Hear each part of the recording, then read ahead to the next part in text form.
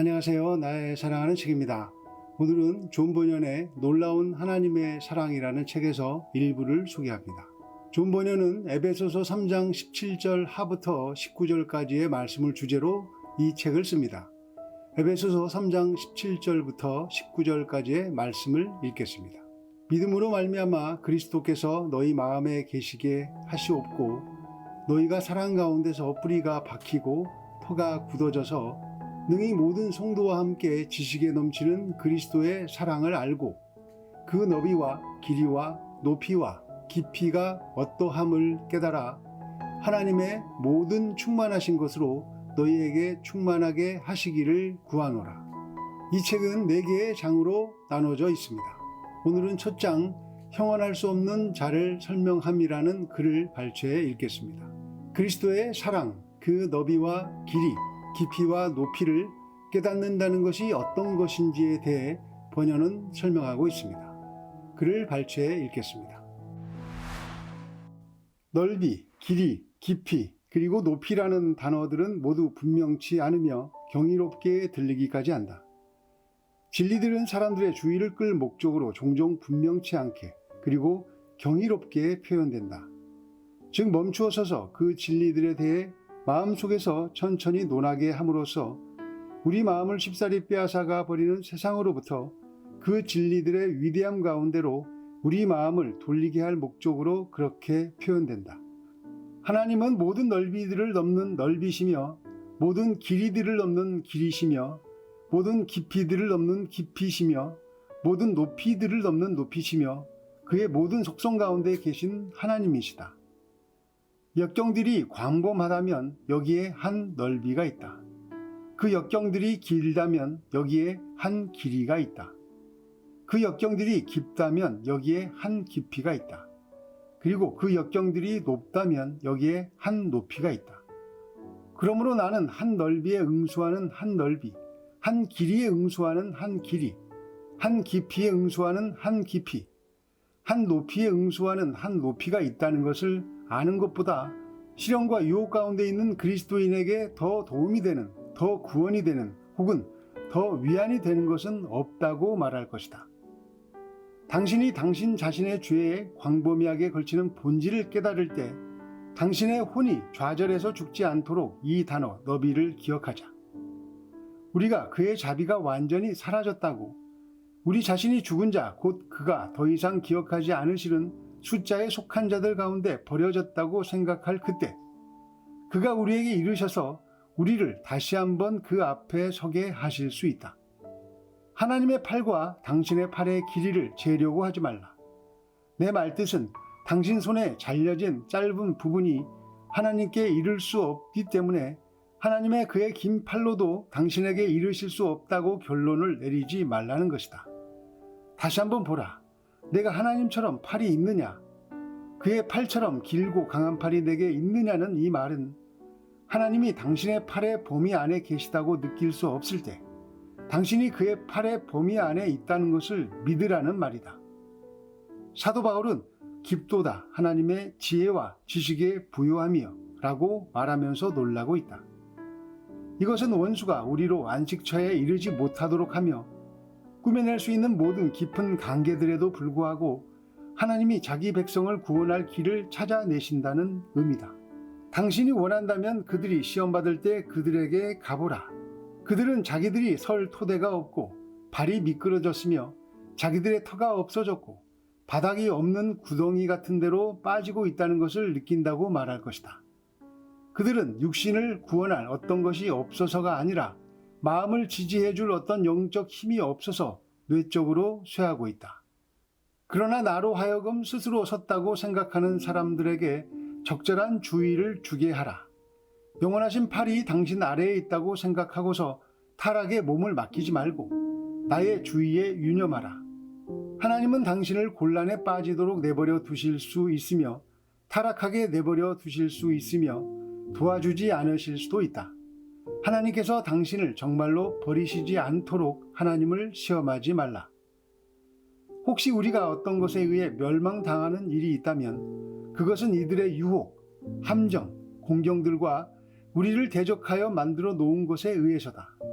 그들보다 더 높은 바위가 있지 않다면 우리는 매우 확실히 멸망될 것이다. 또한 우리가 주목해 오지 않았지만 주목해야만 하는 우리 안에 쌓이는 높음들도 있다. 더욱이 그것들은 많고 우리 안에서 금방 큰 자리를 차지해 하나님의 구원의 지식이 우리 마음 안으로 들어오지 못하게 막을 수도 있다. 그런 까닭에 성경은 이 높은 것들이 하나님의 지식을 대적하여 스스로를 높인다고 말한다. 하나님이 계시는 그의 안식처가 있는 하늘들의 하늘은 죄책감으로 눌려있는 자들에게는 이르기 어려운 것이다. 나는 우리에게 마지막으로 일어나는 신의 섭리, 즉 죽음이 우리가 사는 동안보다도 훨씬 이 하늘을 더 접근할 수 없는 장소로 만든다고 생각한다. 그리스도께서는 참으로 올라가실 수 있었지만 가엾은 나는 어떻게 그곳으로 갈까? 나는 그 대답이 준비되어 있다는 것을 안다. 그리스도를 붙들고 하늘로 가라. 하나님은 모든 것을 하실 수 있는데 왜 자기의 말씀에 매우 지독하게 반대되어 보이고 반대되게 행동하고 반대하는 이런저런 것들을 참으시는가? 내 대답은 이렇다. 그는 자신의 진노를 보이셔서 능력을 알리시려고 그가 가장 혐오할 만하고 무법한 것을 어떻게 저지하고 지배하시는지 그리고 그의 거룩한 뜻에 어떻게 복종시킬 수 있는지를 온 세상에 알게 하시려고 많은 것들을 허락하신다. 그리고 대적하는 넓이들, 길이들, 깊이들과 높이들이 있다고 인정치 않는다면 어떻게 우리를 향한 그리스도 안에 있는 하나님의 사랑과 자비의 넓이, 길이, 깊이, 높이가 그것들이 나타나는 모든 것들에서처럼 그렇게 나타나겠는가? 나는 여기서 자기 영혼을 사랑하는 자에게 한 가지 물건을 주고자 한다. 우리는 그 물건이 낳을 결과를 확신하면서 그것을 계속 다른 사람들에게 전달할 것이다. 우리가 확실히 느낄 수 있는 한 높음이 있는데 그 높음은 사람이 영생으로 들어갈 수 있기 전에 반드시 극복해야 하는 높음이다. 당신이 이 높음을 넘어서 옳은 길로 가도록 기쁨의 평원들을 지나치지 않도록 그리고 위에 있는 기쁨들을 지나치지 않도록 마음에 주의하라. 대저 이 높음을 능가할 만큼 높은 것은 아무것도 없다. 야곱의 사닥다리, 곧 그 높음을 능가할 수 있는 사닥다리를 제외하고는 아무것도 없다. 이 사닥다리는 전도자 요한이 분명히 보여주는 것처럼 인자이신 예수 그리스도이시다. 거기서 그 사닥다리가 땅 위에 세워졌다고 말했는데 이것은 그가 땅에 속한 사람의 형상을 입으셨고 그 형상 안에서 구원의 기초를 놓으셨다는 것을 보이려는 것이다. 그렇다면 당신이 진실로 그리고 올바르게 이 사닥다리를 붙들고 있는지 스스로 살펴보라. 그가 자신이 올라가신 후에 당신을 거기로 끌어올리시도록 말이다. 그리스도로 말미암지 않고는 아무도 그곳에 이를 수 없다는 것에 주의하라. 당신이 받아들여져 그곳에 들어갈 수 있도록 이렇게 말하는 것이다. 당신이 그곳에 거하고 그곳에서 영원히 기쁘게 살도록 말이다. 존 버녀는 우리가 힘든 것은 우리 마음을 지지해 줄 어떤 것이 없어서 그런 것이라고 말합니다. 그리스도의 사랑, 그 너비와 깊이와 높이와 길이를 헤아릴 수 있는 길은 예수님뿐이라고 말합니다. 머릿속에서 이 말이 이해되는 것이 구원은 아닙니다.